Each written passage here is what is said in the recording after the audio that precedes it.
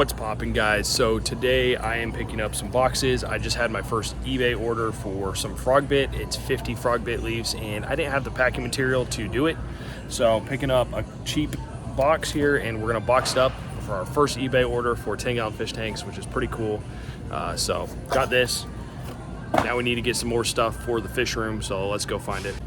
The other thing we're gonna pick up today is a label maker, because I've been just using some like blue tape, painter's tape, to label my tanks, which looks terrible. So we're gonna pick a label maker up so we can make all the labels for my tanks, keep it nice and organized and structured, and look a little bit more professional when people come pick stuff up. So we're gonna throw this in the cart as well. All right, we got the final piece of the puzzle. We needed this black cloth to go on the backdrop for the row 3 of our rack so we can hide the rest of the cords.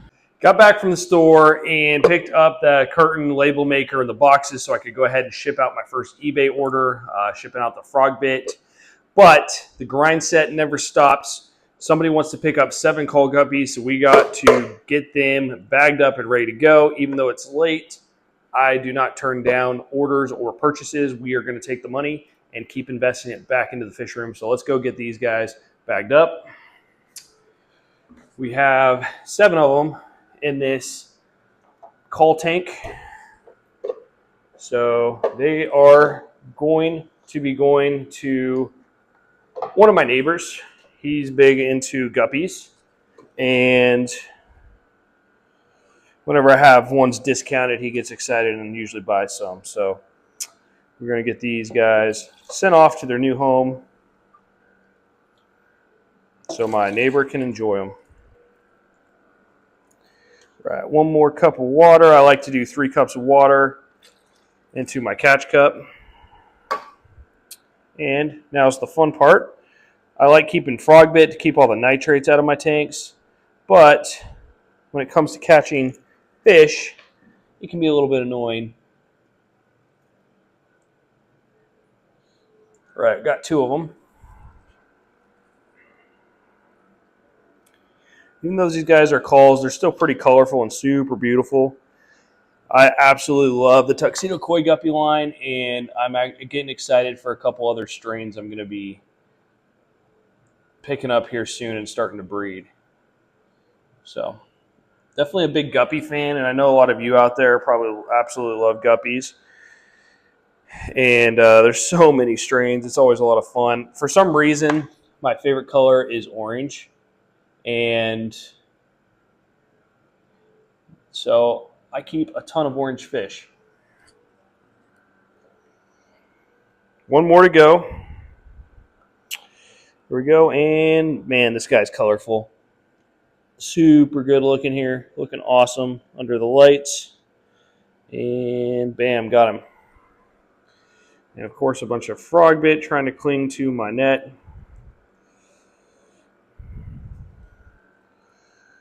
Cool. Perfect.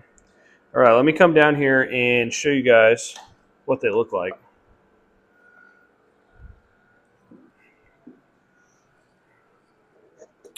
So we got, these are the call guppies, and instead of killing guppies when I have too many or they don't meet my colored standard, instead I do call guppies for $1 on my website so they can go enjoy new homes. Because unfortunately, in the fish hobby, a lot of times people kill off all the bad ones, like flush them, kill them, feed them, whatever it might be. I sell these guys for $1 so they can go to their new homes and be enjoyed somewhere else. Let me get this bagged up. If you guys want to get the fish bags that I'm using myself, go ahead and look in the link in the description below. I have a bunch of my equipment that I've used, and the fish bags I used to bag these guys up is going to be in the description there for you as well. Nice bag here. And grab these guppies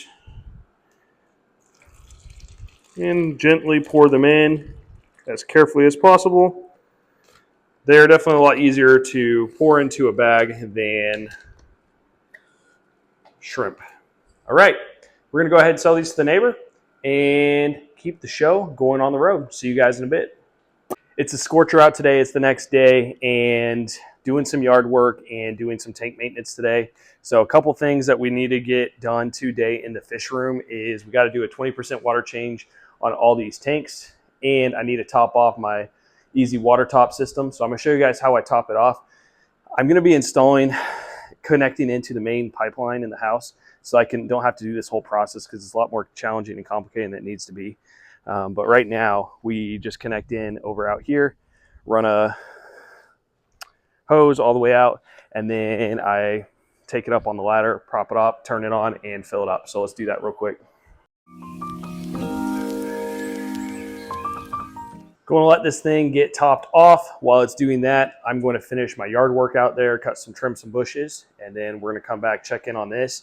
Once this tank over here is fully topped off, then we're going to start doing the water changes so that we can make sure these tanks are fully topped off for the week. So I'm going to do water changes, which will take about 40 gallons, because we're doing 2 gallons of water over 20 tanks. So we're taking about 40 gallons of water out. So once one of them's topped off, then we'll start topping the other one off, and we'll start doing the water changes next. Right, we got the second one topping off. We are going to grab our easy water change hook and our Python hose. So these are the tools I use to do my water tops off. It's an easy water change hook, and I have an adjustable attachment for 20% water changes, 10% and 50. We're gonna be doing 20%. I do that about every 2 weeks. This starts the siphon, and then I attach it up to this Python hose that I just run outside my garage. So we'll run this out. We are planning on installing a utility sink inside the garage so that during the winter, when I get all this attached up to the correct water change system mechanism, during the winter and summer, I can leave the garage completely shut so temperature doesn't fluctuate on me as much. But this is where I'm at right now. Tank is filling up. We're going to dechlorinate this water, and I use API Stress Coat Plus, 5 milliliters per 10 gallons. So we're going to do 2 of these. There's 1.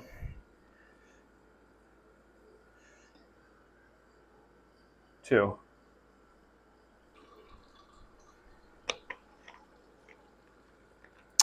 Okay, got that all good. Put the lid back on top here and start the next siphon, because this one just ended.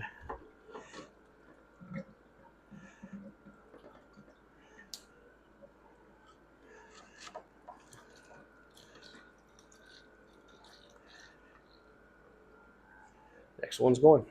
We have the water topping off. As you can see, all I have to do with this easy water change system is turn the little valves. So I turn that valve, that one, and then I can open them up to have them top off. And you can see the water's coming out of the first one there. All right, this one's up high enough now. I need to go ahead and turn the water off. So let me go do that. Doing these water changes, I just sold another $50 worth of shrimp and plants. So this weekend made over $300 so far, which is pretty awesome. So the next thing I'm gonna do while I'm waiting for these tanks to top off is I'm gonna pull off all this painter's tape that's been handwritten with with marker, and we're gonna use the label maker and print new labels for each of these tanks so we can have it nice, organized, and labeled so we know what's where, but also looks nice at the same time. So I'm gonna pull all these little handwritten stuff down. Jumped on this call here with you. I know you're interested in getting into like fish tanks. Do you guys have any setups yet? No, not yet. Not yet? Okay, cool. So let's kind of start with, like, do you know how big of a tank you're capable of getting or wanting to get? I think just like a 10 gallon. Okay, 10 gallon, perfect. Yeah, that's probably the best option. It's very easy to maintain, not too big. So 10 gallon. Have you ever kept fish before at all prior?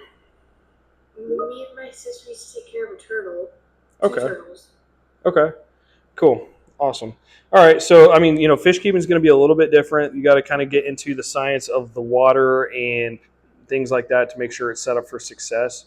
So let me create some notes here for us, and I can send you over notes as well. You know what type of fish you're looking at getting or you want?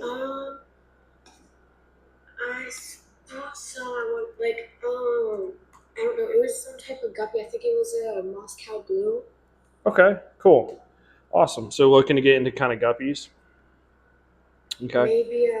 Maybe some betta fish, Okay. like a galaxy. I forgot what they're called certainly. I think it's called like a galaxy. Okay, like a Galaxy Beta. Okay.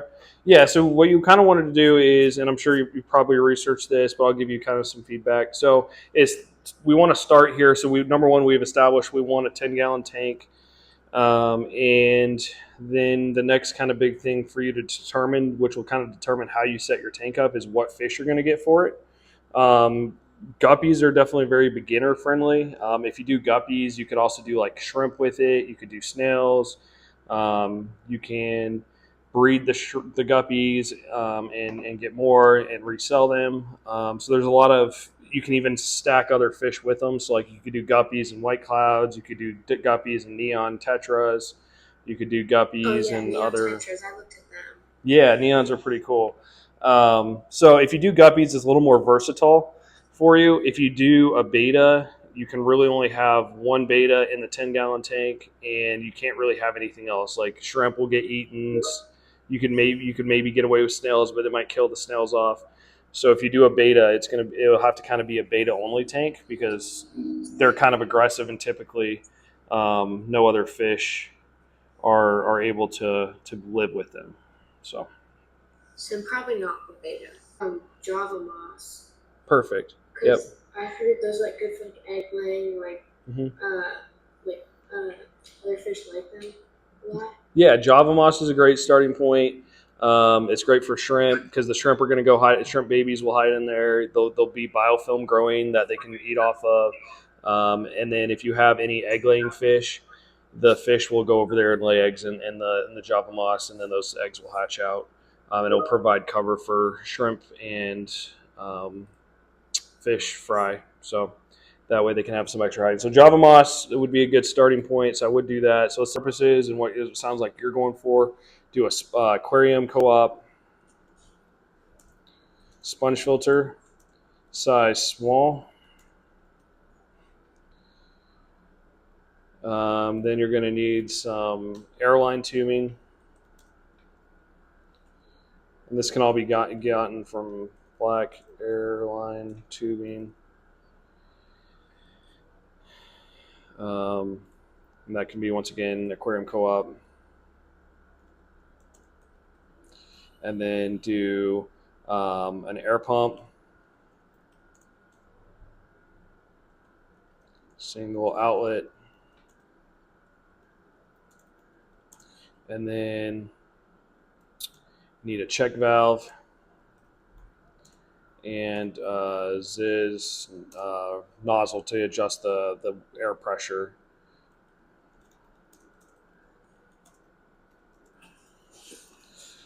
So the sponge filter will get all the bacteria in there and healthy bacteria, and it'll filter the water through it and should keep you good to go there. A gravel vacuum. That's so you can clean your tank.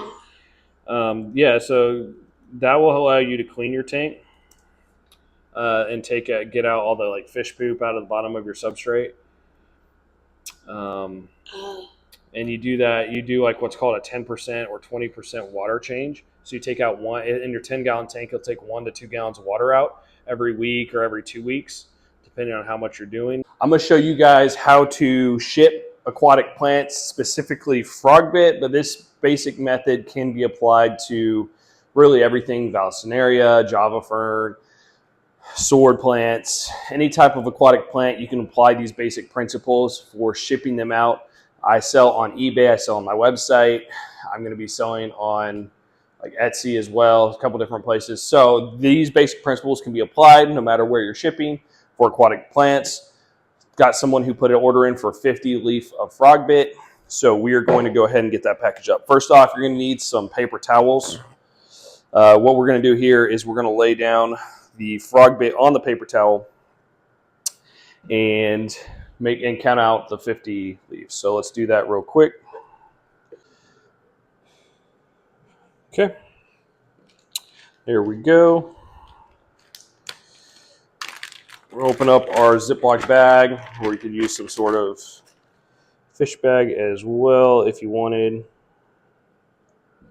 And going to put it inside here and seal it up. Now we want to try and keep these leaves spread out as much as possible, especially because these are a little more delicate. So keeping them spread out, and the leaves facing upwards is going to be the most ideal.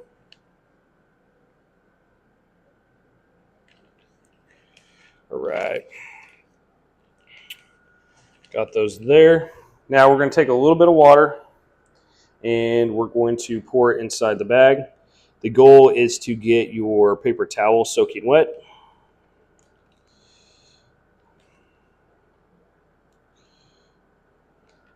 We don't want it too wet, but just enough to where the paper towel is nice and damp.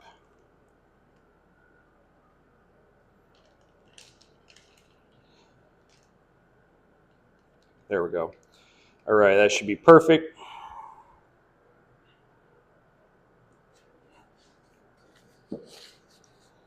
Seal this bag up.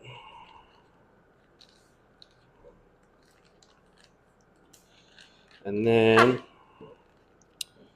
going to tape the edges in so that there's no room for it to really move around.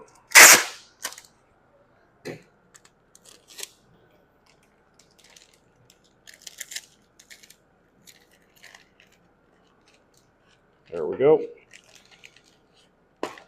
Take that down.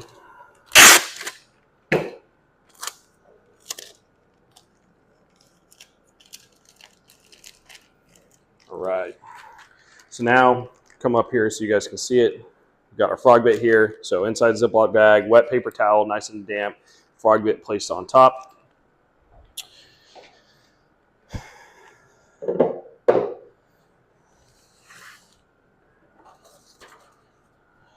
Got a little box for this time, and I might switch it up because I could probably do like a padded mailer or something else, but the box is going to help make sure that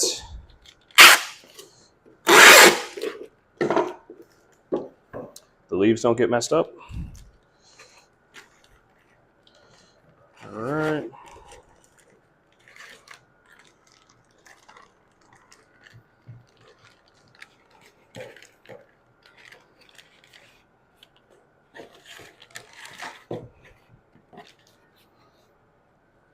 Throw some extra padding in here as well.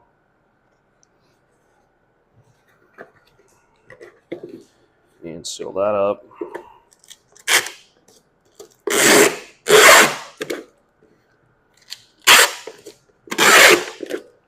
Perfect. All right, box is sealed up, ready to go. Now we just put the mailing, the package label on there, and we're good to go.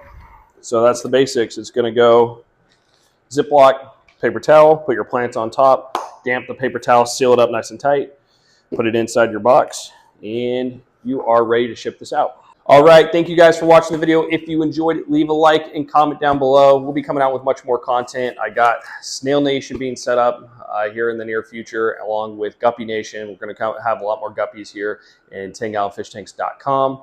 Hopefully this showing you guys how to box up, super basic, super easy, some plants and ship them out was helpful for you.